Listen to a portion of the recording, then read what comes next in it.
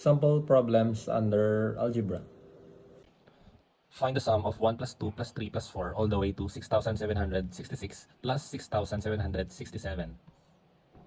So if plano na tong i-add isa-isa, maubos yung oras nyo, so hindi siya advisable. So if you notice in this problem, this is an example of arithmetic series. So hindi siya sequence kasi ang arithmetic sequence, hinahanap lang yung last term. Pero sa arithmetic series naman, hinahanap yung sum ng buong term. So sa arithmetic series, meron tayong formula na S sub n is equal to n over 2 multiplied by a sub 1 plus a sub n. So ang meaning ng n, ng variable na n, is number of terms, which is 6,767. Kasi nga, 6,767 silang lahat. Ang ating first a sub 1 naman is ang first term, which is 1. And ang last term naman, which is a sub n, is 6,767. So given naman na siya.